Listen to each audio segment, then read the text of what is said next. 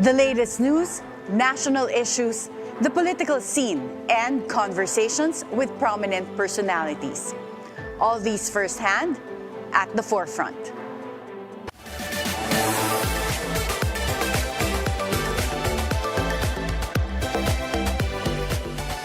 Good morning. I am Attorney Karen Jimeno. Tomorrow, Friday the 13th, will either be a lucky on or unfavorable day for the September 2024 bar examinees, as the Supreme Court will release the results of the bar exam.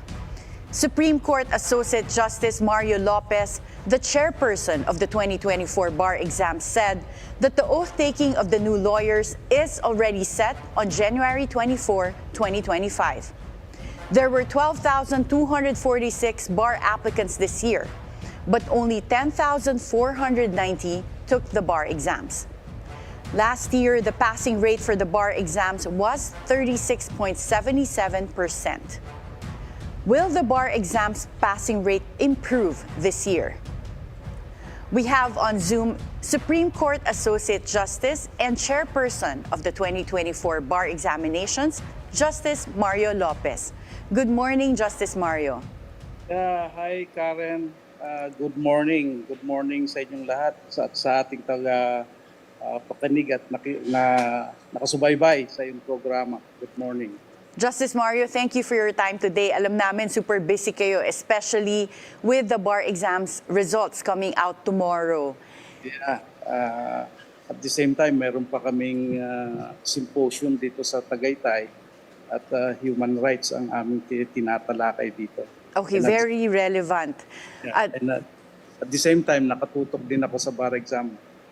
And Justice, maybe you can give us an idea. First, since 2023, there were several changes in the bar exams and the way it is conducted. So perhaps you can walk us through those major changes. First, they moved the schedule from November to September. Why was that? Yes, because of the typhoon lately, nagiging November at saka December na eh. At saka yung end of the semester, which is July, very timely na September na ang naging bar examination date natin. And so, mas favorable po ba to sa mga students in terms of the schedule to study and then later on the ability to work while waiting for the results? So far naman, nagiging better schedule ang September rather than November. At saka in time din ng end of the year, marirelease na natin ang result ng bar exam. O nga, Justice, naalala ko kami, before we had to wait until the following year. So, ang tagal po ng waiting period from the time we take the exam, no? The following year pa namin malaman. And sometimes yung iba, hindi pa sila makakuha ng trabaho until they are able to pass the bar exam. That's right, Karen. Nung panahon natin, really it was November, yun ang ating bar exam.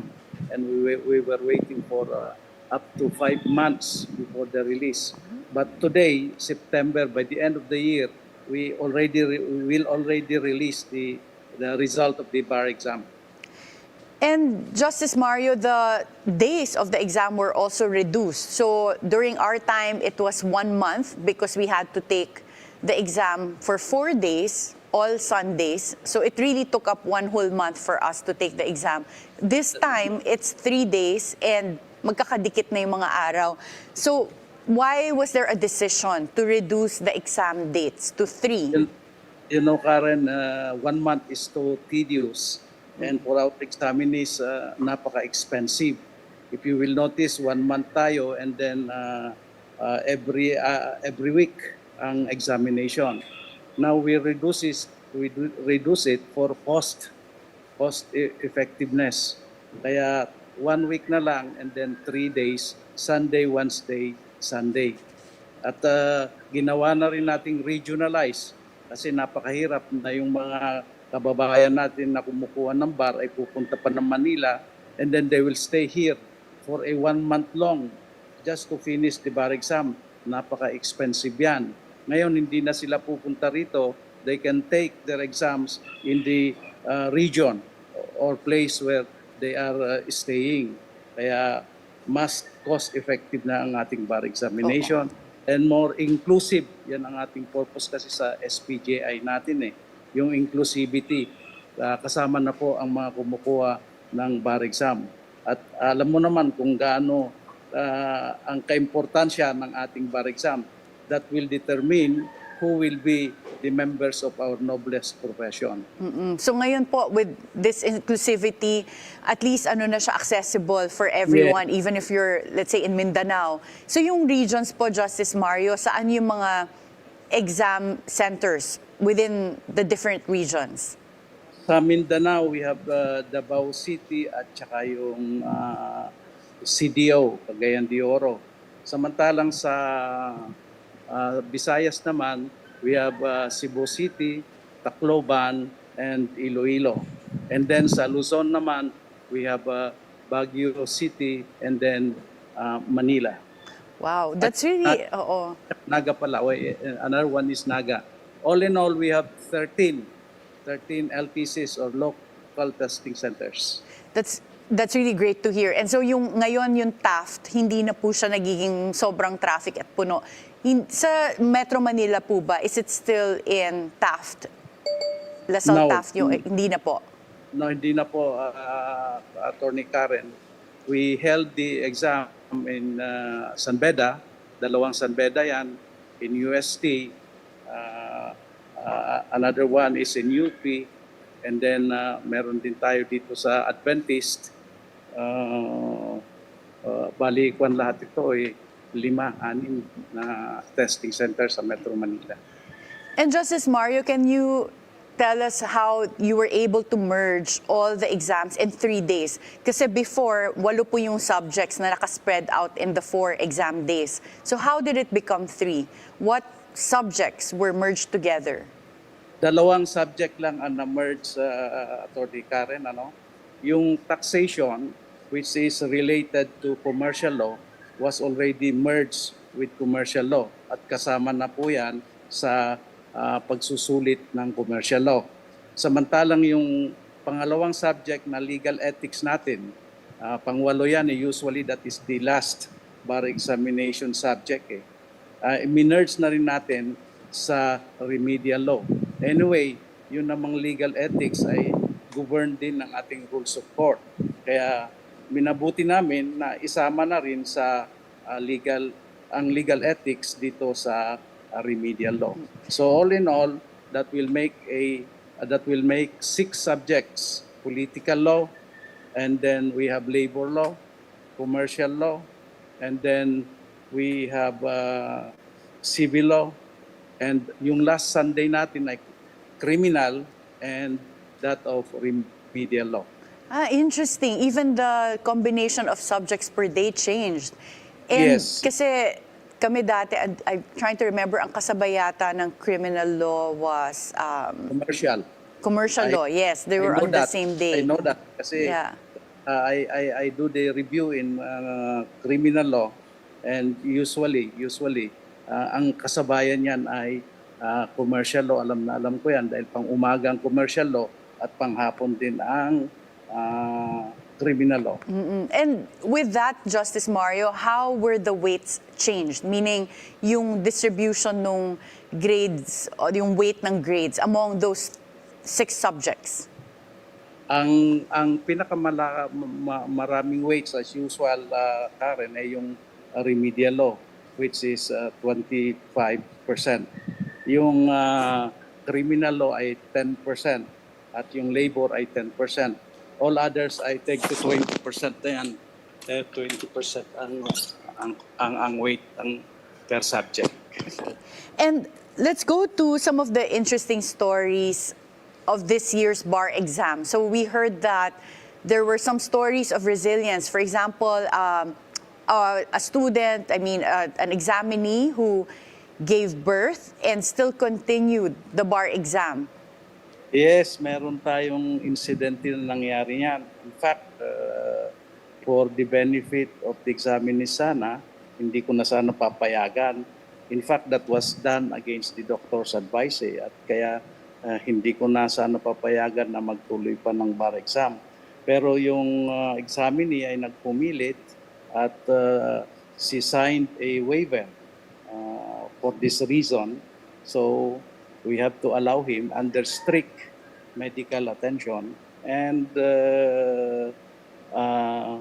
nag-survive naman siya, and we are thankful that she was able to finish the bar examinations. Oh, that's really an inspiring story. What about any other examinees that had challenges?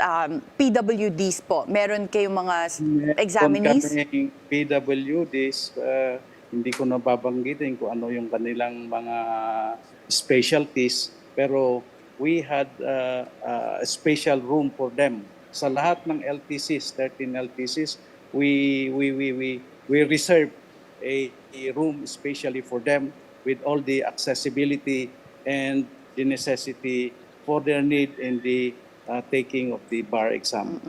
Are they, what types of handicap did they have?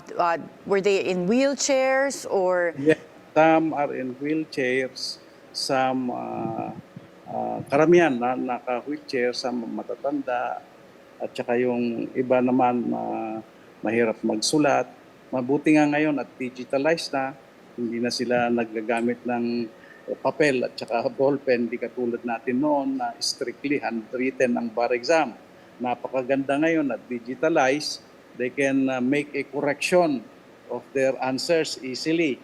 Sa atin noon, pag kumukuha tayo ng exam at pag ikaw ay nagbura-bura dun sa booklet mo, may hindi na maganda ang impression ng bar examiner pag nakita na panay-bura ang sagot mo. Ngayon, malinis, hindi mo na makikita yung mga bura at mababasa na rin ng mga examiners ang sagot ng mga examinees. Noon, napakahirap basahin yung mga handwritten examinations ng mga bata. Kaya kumisan nagkakatalo na rin doon sa pagsusulat sa pagpasa ng ating mga examinees. Yes, I agree, Justice Mario. It was really before, like a disadvantage pag pangit yung handwriting. And yes. I personally, I was one of them na pangit yung sulat. So, mahirap para dun sa nag-check. And Justice Mario, since it's computerized now, paano niyo po na sisigurado na walang cheating? Marami tayong mga safety measures to prevent cheating. Unang-una, meron na tayong video cam na nakatutok dyan sa bawat kwarto ng examination room. Pangalawa, bukod sa video cam, meron pa rin 2 hanggang 3 nagbabantay sa mga kumukuha ng examinations. Pangatlo, meron kami mga bar bulletins na pinagbabawal yung mga pag-cheating, and we warn them that any cheating will be sanctioned accordingly. Kaya meron din kaming nahuli pero minor lang naman, pinatawad din namin, gaya ng pagdadala ng mga cellphones, ganon, binigyan namin ng warning na yan ay bawal, bawal na bawal. At saka yung magbukas ng mga gadgets nila, when it is not yet allowed, ay binibigyan namin ng warning lahat. Pero those are minor incidents at napatawad naman. So far, in the bar exam ni J-Lo, yan ang aming kuwan kasi #Barney J-Lo. So far, wala namang mga incidents of cheating. At ang ating mga examinees naman ay umiwas upang gumawa ng dahilan upang sila ay ma-disqualify. So Justice Mario, hindi po chine-check yung laptops before the exams? Because what if they save some of the files that contain yung mga materials on the different law books? Automatic na yan, Karen. Once na you open your laptop and you apply the application for ExamSoft, automatic nagkakaroon ng firewall ang mga laptops at hindi na papapasukin ang anything that will come out aside from the Exemplify or ExamSoft wares. So the Supreme Court also had a software designed just for the bar exams? Exactly, Karen. Okay, very interesting, especially for me because this is all alien to me as someone who took the bar exams the traditional way. And meron pa po bang multiple choice questions or is it all essay questions like the traditional bar exams? Since the time na naging digital, Karen, simula nung 2020, 2021 hanggang ngayon 2024, ay digitalized na lahat ang bar examinations. At And Justice Mario, can you describe to us the process of preparing for the bar exams on the part of the examiners and the Supreme Court? So first, how was the chairperson chosen? yan ay pinagbobotohan ng bank kung sino ang magiging chairperson. Ako, although I am not supposed to be the bar chair, yung sumunod kasi nag-waive because I'm already retiring next year. So she gave way for me to chair the bar exam. So after the botohan, I became the chair. I was given the leeway to choose my examiners. And all these things are confidential, yung kung sino ang pipiliin mo na magiging examiners. Although, meron kami rin namang policy na ang kukunin mong examiners ay siyempre yung mga nakakaalam, especially those who are in the academe. At sila rin naman ang nakakaalam kung paano mga pagsusulit upang maging karapat-dapat na maging abogado. So, we have 24 examiners, 4 examiners for each subject. Kaya madali ngayon ang pag-correct. Aside from the fact na digital na, 4 pa ang magko-correct. Sa atin noon, napakahirap dahil isang tao lang magko-correct ng 10,000. Kasi ngayon, 10,000 mahigit at napakahirap na isang tao lang ang magko-correct. Ngayon ay 4 na.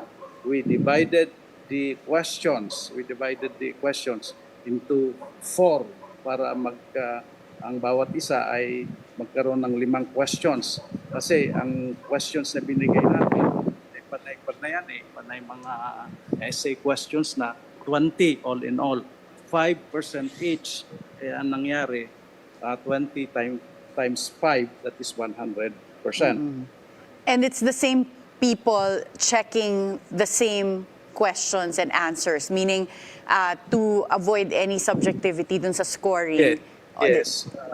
For instance, kung 20 questions yan, 5 each will be assigned to a particular examiner at siya lahat ang magko-correct ng 5 na yon, and then we will compile the correction of all these 4 examiners to arrive at the general weighted average of the examining. And Justice Mario, just out of curiosity, how do they put the scores? Because before, in the traditional way, and my own mom was an examiner for civil law before, twice. So I know that she writes the scores in the test booklets, and then she has to total them. But yun nga, I don't know how it was humanly possible to check thousands of booklets by one person. And this time, how do the examiners put the scores? Kasi it's digital form. No, alam mo, Karen, 2 beses na rin akong naging examiner previously. At napakahirap na mag-correct dahil merong separate sheet for the grading. Kaya yung booklet walang kalaman-laman, but there is a tally sheet na ginagawa na ina-accomplish pa namin to put to total the percentage of the result. Now, napakadali na, pindot-pindot na lang. If for instance, ang isang question is 5%, pindutin mo na lang kung 3%, 4%, 5% ang bibigay mo, automatically magre-register na yan.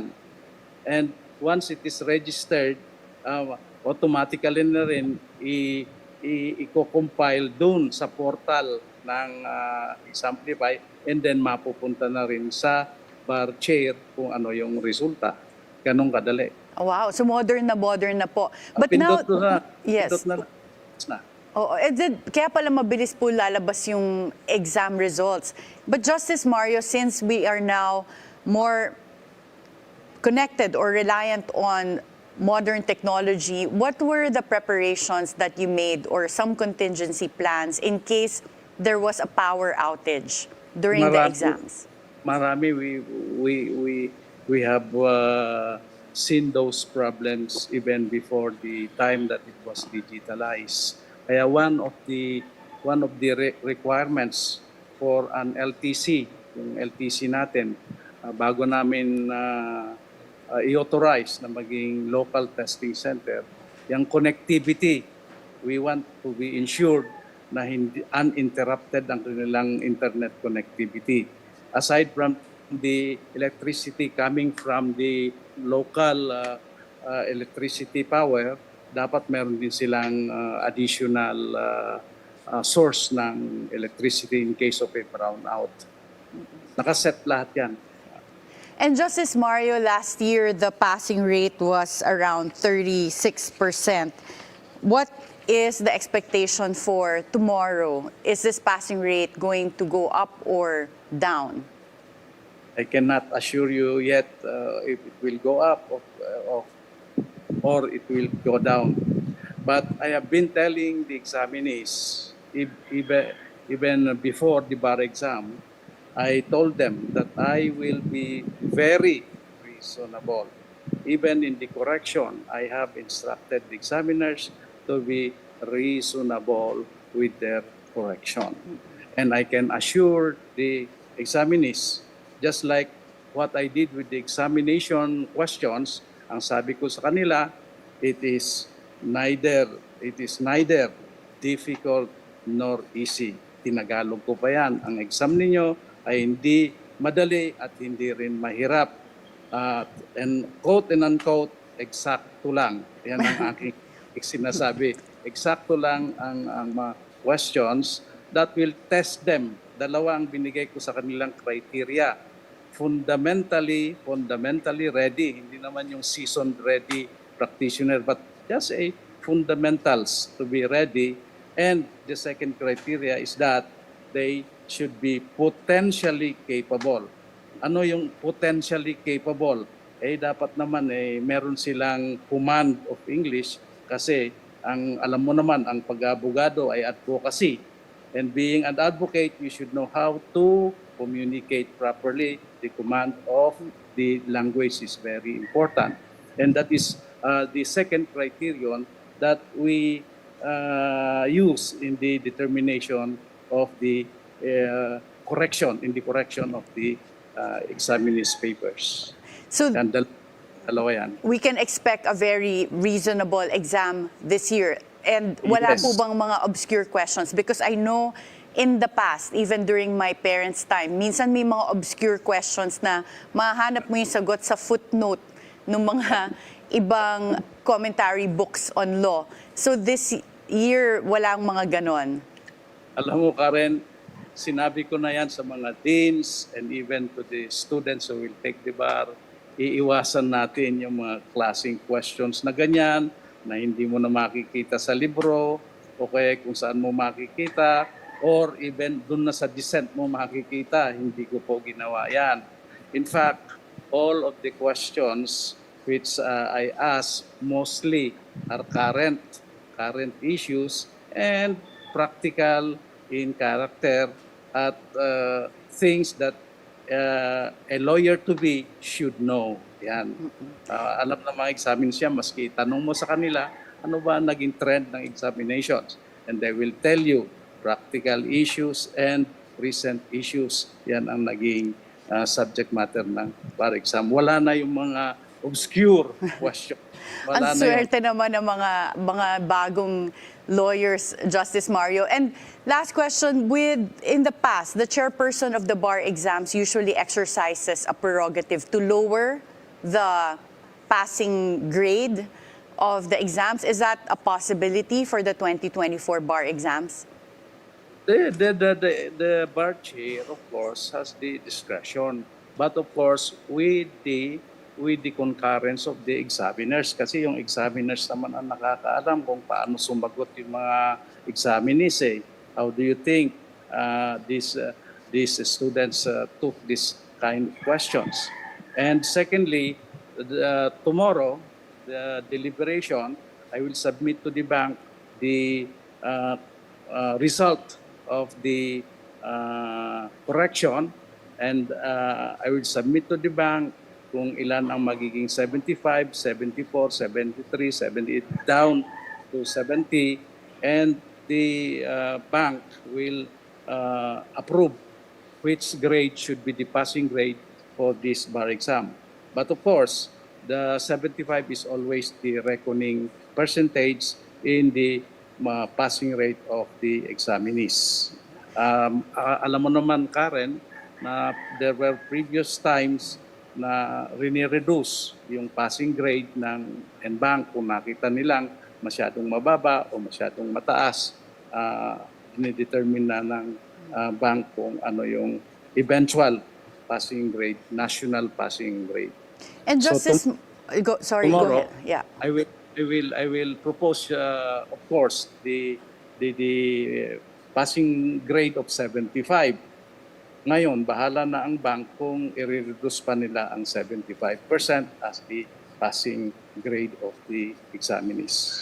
And Justice Mario, with all of these efforts for more inclusivity, do you see that this is aimed at increasing the number of lawyers in the Philippines? Well, the issue of increasing should be a quality one. I know that there are instances, alam mo Karen, sa totoo lang, hindi kasi maganda ang distribution ng lawyers natin eh. Dito lahat sila nagkukumpulan sa Metro Manila or in the cities, wala na sa probinsya. Kaya sabi nila sa probinsya kulang. But sa Metro Manila naman, marami. So, it's just a matter of distribution. Now, kung kulang man yan, hindi ibig sabihin, magdagdag tayo ng lawyers. Hindi pa rin. You know how difficult to become a lawyer, and we need a quality lawyer. Not because we need some lawyers, sige na lang, magpasa na lang tayo ng magpasa. Hindi po, hindi Karen. We still need to choose the right and deserving people who will serve our profession. Kasi napakahirap ang ating profession if we will do it rightly. Truth and justice. Yan ang ating titignan na they can properly serve the people. Okay, very well said po, Justice Mario. Around what time can we expect the results to come out tomorrow? Ang aking scheduled time tomorrow, we will have the deliberation at 10 o'clock. And after the 10 o'clock deliberation, I will make an announcement by 12 o'clock noon. High noon ang aking tentative schedule. And I will already make the proper declaration ng result of the bar exam by 12 noon. And sa mga pupunta doon sa Supreme Court na gusto pa agad makita ang resulta, meron po tayong malaking monitor doon sa harapan ng Supreme Court, at doon muna namin siyempre uunahin na ipakita the examinees who passed the bar exam. And after that, immediately after that, the result will be uploaded online. Okay. Thank you so much, Justice Mario Lopez. It was really a pleasure to have you today. Karen, sa ating lahat ng examinees ng 2024 bar ni JLO, I wish you all good luck, and I will pray that most, if not all, posible naman kasing all I wish you good luck, and I pray that the deserving ones will pass the bar. So good luck to everyone. We will know the result tomorrow. Thank you again, Justice Mario Lopez, Chairperson of the 2024 bar examinations. And to share insights on the preparation and actual tests, we'll have one of last year's bar top-notchers when At the Forefront returns.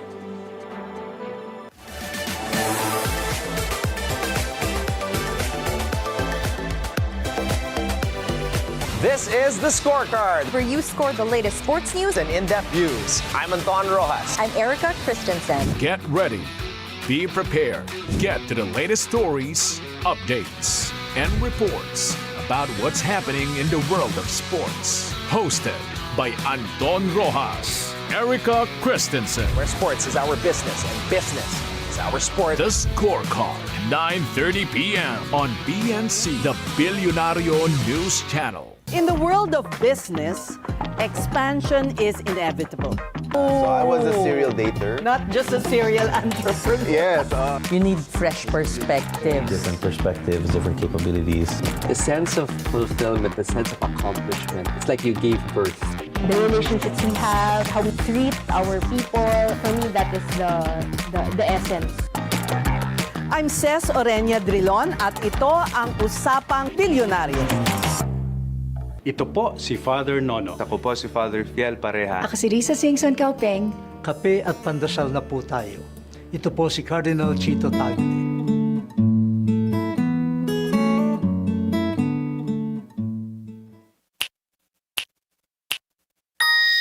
I think that Filipino furniture style has always been around. It's always, in style and on trend. But I also like how the Philippine furniture now has had a resurgence. Or when I say resurgence, with more modernized shapes. Like for example, I also like what another designer, Milo Navallo, is doing.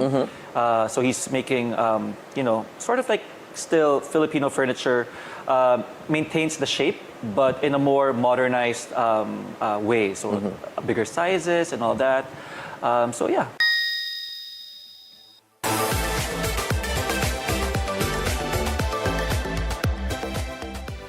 Welcome back at the forefront. And now we have with us the third placer of the 2023 bar exams, Attorney Camille Francisco. Good morning, Attorney Camille. Good morning, Attorney Karen. Thank you for having me here today. Yan, ang marami nang natitense ng mga graduates ng law school kasi tomorrow, and according to Justice Mario Lopez, at noon tomorrow, we'll know the results of the 2024 bar exams. But a lot of them are probably envious of you. Because last year, not only did you pass the bar, you also topped it. So you placed number 3. Yes. Can you share with us your experience? How did you prepare for the bar exams? Well, I always tell this to my friends, to my family, to everyone who asks that question. Preparation for the bar exam starts in the first day in law school. So it's about building your study habits, preparing for that rigorous field of study of law.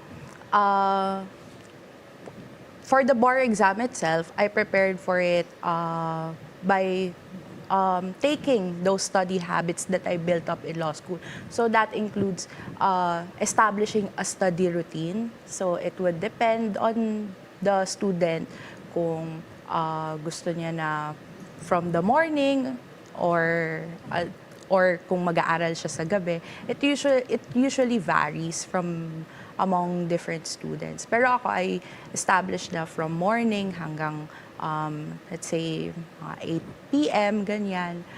So yeah, I brought those study habits that I had with me from law school during my bar review. Well, it sounds like you're a very structured and organized person. So in law school, were you also an honor student or did you graduate top of your class?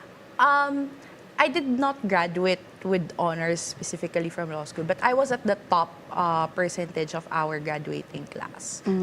And with the bar exams, we really went through super different ways of taking the exam. Like for me, I was still in the traditional method of taking the exam where everything was handwritten, it was 4 Sundays, and all essay questions. In your experience, did the other students from other provinces also have to fly into Manila, or were you also part of those who took the bar exams in regional testing centers?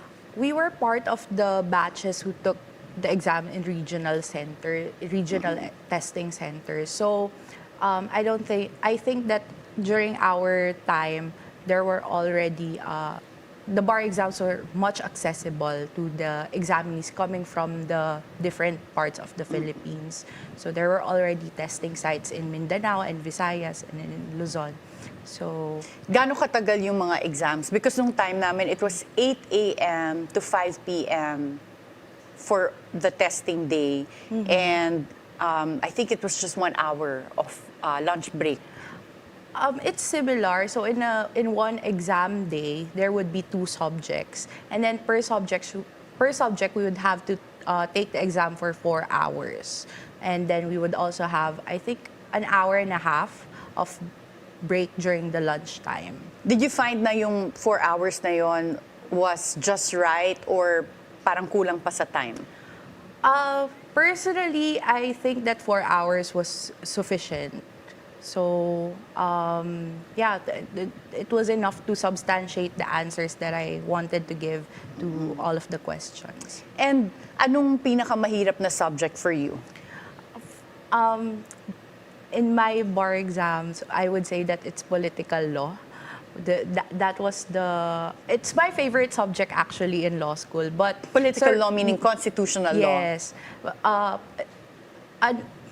Surprisingly, even if it's my favorite subject in law school, it was the subject that I found most difficult when I took the bar exams. Bakit? Mahirap ba yung mga tanong? The questions were multidisciplinary, but of course, the study of law, it's cumulative. You have to always relate concepts. But for that political law exam specifically, I found that it required a lot of issue spotting and analysis in order to arrive at the answer that would respond to what was being asked. So, do you remember any question from constitutional law that you found difficult? Oh, I actually want to forget about it. But well, naalala mo ba? May naalala ka?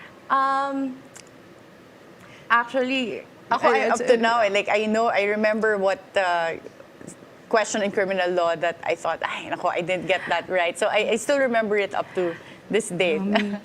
I think, yes, there was one question that I think I didn't get right because I was focused on the interpretation between may and shall. So when I checked the suggested answers, there's that question about whether it's discretionary or not. So when I checked the suggested answer, it appears that I shouldn't have focused too much on that. Paano mo nalaman na may suggested answer? Was that in a reviewer? Some legal luminaries, they would release their suggested answers after the bar exams. So when I checked, Sinong legal luminary ang nag-release usually? Is this from your law school? From review centers, from law schools. Can you give an example? Actually, no. Really, you don't remember? Which dean or professor? It wasn't for, I don't remember because I checked a lot. So hindi mo na maalala which one. Ako, I remember in criminal law that difficult, or at least the question that I thought I didn't get that correctly was a person was put inside a box and contained there. So if you were to answer that, what was the criminal offense there? Inside a box? Yes. A person was put inside a box? Yeah. Well, that could be kidnapping if the person was deprived of liberties. Yeah, that was I was thinking at that time, I don't think I put there illegal detention or kidnapping. But yeah, so it's usually the way they phrase the questions. So for you, how did you prepare? Para naman for those who will take the bar exams next year, perhaps they can get tips from you. Like in terms of what you read, did you read the same books that you used in law school, or did you rely on reviewers? When I was in my review, I chose the books that I used when I was in my 4th year because those books were already familiar, and I had an attachment to those books. So it was easy for me to understand and to actually review because I already read them. And for topics that I found myself lacking, so I would check and I would attend review lectures. so that my understanding of those topics would be strengthened for the bar. Since I identified topics na I felt I needed to put more time on, and yeah. And you're from which law school? San Beda University. San Beda. So the review classes you attended were also in San Beda, or did you cross over to other law schools? No, I didn't attend review. I didn't attend review classes on other law schools, but I attended a review center specifically. In San Saan Beda, sa San Beda rin? Not necessarily in San Beda, but there's this review center where most of my professors are also lecturers. So maybe you can share with others what that review center is. Yeah. I attended Legal Edge. Legal Edge. Okay, I'm not familiar. Nung time namin parang, I'm not sure kung may Legal Edge na. Baka bago yun. And in terms of your personal life, paano mo naman binalance yung personal life mo with preparing for the bar exams? When I was, balancing your personal life, I guess it wasn't too much of there wasn't really much of a difference compared nung nasa law school ako and when I was reviewing. Because, as I said, I already brought those study habits with me during review. But paano yung mga, if there's a birthday party or other type of occasion? I still attend, but I make it a point na parang it should be on a weekend sana, or it's not at a time na magko-conflict with my schedule. But if it does, then I will attend. And how to pick up dun sa mga na-miss ko, I would just make up for lost time by studying at night. So hindi ka nagbakasyon at all during that time? No. And alam mo nung time ko, it was, at least, I'm thankful during my time when I was taking the bar exam, wala pang social media. So no social media, wala pang Netflix. So to that extent, at least, less temptation, less distraction. But for you, how did you deal with that? Did you totally abstain from social media and Netflix? I tried. Actually, I tried to deactivate, but you also want to be updated of what's going on. So I just reinstalled my applications, and I also did not deprive myself of time to watch my favorite shows, even if it's just an episode or two, because it's also part of relaxing yourself. You know, the bar exam review process, it's already so much pressure for a lot of us. And if I would recall it, na parang kung puro aral lang din ako throughout the day, I would have no breaks, I would have no time for music or for to watch at least an episode of a TV show that I do love. I think that would also lead to burnout. So you want to prevent that, especially when the bar exam is approaching. So don't deprive, I would say to examinees, don't deprive yourself of breaks. At some point during the bar exams, did you have any moments of self-doubt? But before you answer that question, we'll have to take a short break. At the Forefront, we'll be right back.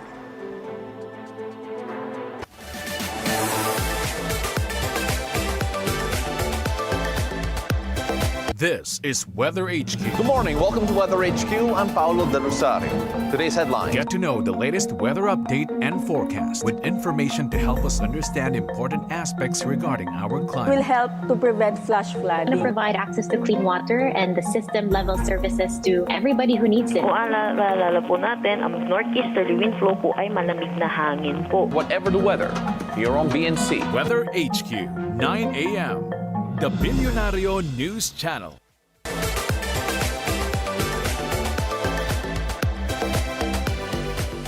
Welcome back at the Forefront. And Attorney Camille, did you have any moments of self-doubt when you were taking the bar exams? When I was taking the bar exams, during those days, I had no moments of doubt. I just focused on the questions in front of me, I just responded to it. And even during the interim, while I was waiting for the results, I didn't focus too much on doubting whether I would pass or not. That only came during the release of the results nung araw na mismo. Parang, Bigla ka napaisip na paano ko when the results we were watching the live stream, kami ng family ko in my house. And I remember that moment vividly. Justice Hernando was announcing what were the top schools, how the schools performed, how many students passed. And then, at that time, dun ka mapapaisip na parang, am I included in the percentage that passed or am I not? But I guess you studied or you felt well prepared if you didn't focus on whether you'll pass or not. Because some people, or some of my friends, even in law school, nung pagkatapos, they were really worried na, shucks, baka hindi ako pumasa, or I feel like I did poorly in this subject. So, merong something that would trigger, like after taking the exam, there's self-doubt. But for you, you felt that you were prepared naman enough. Yes, I felt that, especially after the last exam. I think I allowed myself a day or two to contemplate, especially on those subjects. Yeah, I did have those subjects na parang pakiramdam ko, my answers were not so good, personally. But yeah, allow yourself a day or two to just feel whatever you have to feel after taking it. But there's no point in dwelling. But for you, did you expect to top the bar? I didn't. I expected to pass after taking it, but I didn't. Although since I was in law school and all the way until my bar review, I was aiming for it. Our mentors and our professors in San Beda, they always tell us that you should aim to top the bar so that even if you do not achieve your goal, you're still a lawyer at the end of the day. If you don't achieve that, at least yung slide down mo, it's still passing. Yes. No? And what would be your advice for those who will take the bar exam in the future? For those law students who are law students now and who will be graduates of law, so just believe in your capabilities. Believe that you have put in the work for the past 4, 5, 6 years. It doesn't matter. Just believe that you have what it takes because the Supreme Court and the Office of the Bar Confidant, they would not allow you to take the exam if you were not qualified. So, in what sense? What do you mean in what sense? They won't allow you to take the bar if you're not qualified. Well, because if you graduate, you can take it. There are requirements, right, so, to be admitted to the practice of law. So if you did not meet those minimal requirements, the minimal competencies, then you wouldn't be allowed to take the bar. So don't allow your worries or your anxiety to take the best of you. Just believe that you have already studied, and when you go to the exam room or when you're in your bar review, you shouldn't worry too much. Just focus because that would affect the quality of your comprehension then of the answers. Did anything change after you topped the bar? Do you find that it opened more doors and opportunities for you? Definitely, not just as a lawyer, but even as to be part of the academe. So, but I'm a lawyer now. But for me personally, I don't see a lot of changes because the work ethic that I had back in law school, I still bring it to work. So, it's not so much of a change, but definitely it did open a lot of doors. I think the Philippines is one of the countries na may attention sa mga nagtatop in the bar because in the US, they don't really even have a top 10 in the bar. It's just you pass or not, and that's it. No? But thank you so much, Attorney Camille. It was a pleasure to have you here. Thank you, Attorney Karen. While some will celebrate victory, others might feel disappointed when the results of the 2024 bar exam comes out tomorrow. As Justice Mario Lopez eloquently describes the Philippine bar exams, it's not a test of legal knowledge, but a test of courage and will to succeed. Be timely informed, be insightful of the news. Always stay at the forefront. Join us again tomorrow for meaningful conversations that would help you form an objective personal opinion. This is Attorney Karen Jimeno. Thank you for spending your hour with us.